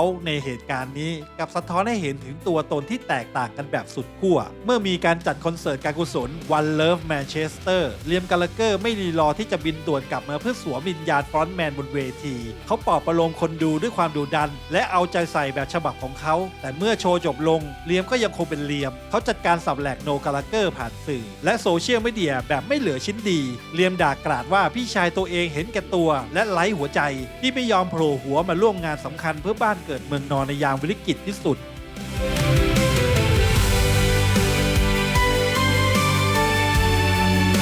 คำด่าทอของเลียมและสื่อลุกลามใหญ่โตจนกระทั่งความจริงอีกด้านค่อยๆถูกเปิดเผยออกมาความเป็นจริงคือโนติดทริปพักผ่อนกับครอบครัวที่ต่างประเทศซึ่งจัดเตรียมล่วงหน้าไว้นานแล้วเมื่อโดนโจมตีโนเลือกที่จะปิดปากเงียบสนิทไม่ต่อล้อต่อเถียงไม่แม้จะออกสื่อมาแก้ตัวแต่สิ่งที่โนทำให้กับบ้านเกิดแบบลับๆคือการสั่งการให้บริจาครายได้และค่าลิขสิทธิ์ทั้งหมดที่เกิดจากเพลง Don't Look Back in Anger ซึ่งกำลังถูกสตรีมและดาวน์โหลดอย่างมหาศาลจากกระแสการไว้อาลัยมอบให้กับกองทุนฉุกเฉินของสภากาชาดอังกฤษโดยไม่หักค่าใช้จ่ายและในอีกไม่กี่เดือนต่อมาโนก็เดินทางขึ้นแสดงโชว์เพื่อเปิดสนามกีฬาแมนเชสเตอร์อารีนาใหม่อีกครั้งอย่างสง่างามเหตุการณ์นี้คือบทสรุปที่รวบยอดมิติความสัมพันธ์และบุคลิกของพี่น้องคู่นี้ได้อย่างทรงพลังที่สุดผู้ชาย2คนนี้รักเมืองเกิดรักแฟนเพลงและเจ็บปวดกับการสูญเสียไม่ต่างกันเลยแม้แต่น้อยแต่คนหนึ่งคือผู้ชายที่เลือกแสดงออกด้วยความโผงผางเกลี้ยวกล่อมและต้องใช้การกระทำที่ดุดันต่อหน้าสื่อเพื่อพิสูจน์ความจงรักภักดีส่วนอีกคนคือผู้ชายที่เลือกจะปิดทองหลังพระทำทุกอย่างเงียบๆผ่านระบบและการกระทำที่เป็นรูปธรรมโดยไม่สนว่าใครจะด่าทอหรือเข้าใจเขาผิดก็ตามมันคือความรักและความภักดีที่แสดงออกด้วยภาษาที่ต่างกันคนละขั้วเป็นภาพสะท้อนที่ชัดเจนว่าแม้เลือดแมนเชสเตอร์จะข้นคลักอยู่ในตัวเขาทั้งคู่แต่จุดยืนและมุมมองต่อโลกของพวกเขาได้เดินทางมาถึงจุดที่ไม่มีวันบรรจบกันได้อีกแล้ว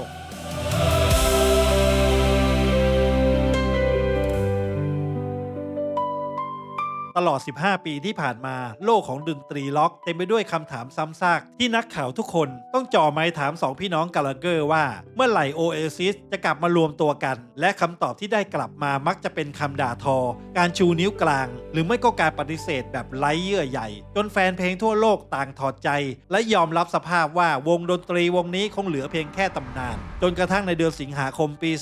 2024 ปาฏิหาริย์ที่ไม่มีใครคาดคิดก็เกิดขึ้นบัญชีโซเชียลมีเดียของเลียมและโนกาลาเกอร์พร้อมใจกันโพสต์วิดีโอสั้นๆประกาศทัวร์คอนเสิร์ตคืนชีพครั้งประวัติศาสตร์ในชื่อ Oasis Live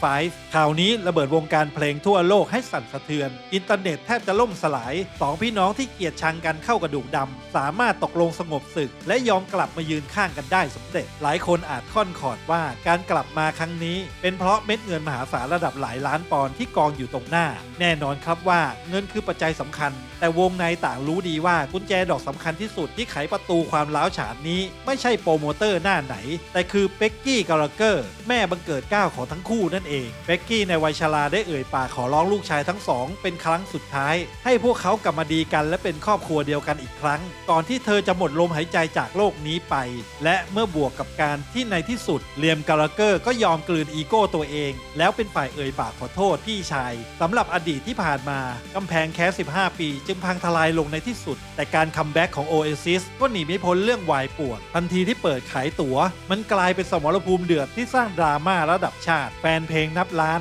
แห่กันเข้าไปต่อคิวออนไลน์แต่พวกเขากลับต้องเผชิญกับระบบ Dynamic Pricing ราคาแบบผันแปรตามความต้องการของ Ticketmaster จากตั๋วราคาปกติที่ตั้งไว้150 ปอนด์จู่ๆระบบก็ดีดราคาพุ่งไปสูงถึง355 ปอนด์กลางอากาศแฟนเพลงที่ต่อคิวมาหลายชั่วโมงถูกบีบให้ต้องจ่ายราคาเลือดสาดเกิดเป็นเรื่องราวอื้อฉาวรุนแรงจนรัฐบาลอังกฤษต้องสั่งตั้งคณะกรรมการสอบสวนระบบนี้อย่างเร่งด่วนสุดท้ายเพื่อดับไฟโกรธแค้นวงต้องรีบออกมาประกาศยกเลิกการใช้ระบบ Dynamic Pricing ในการทัวร์ฝั่งอเมริกาเหนือทันที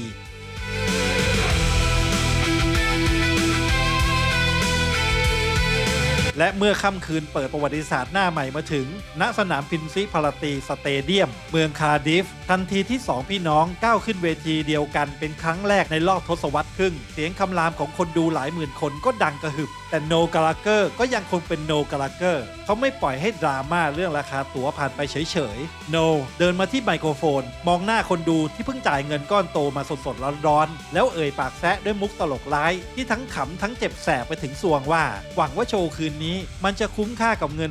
175ปอนด์ของทุกคนนะ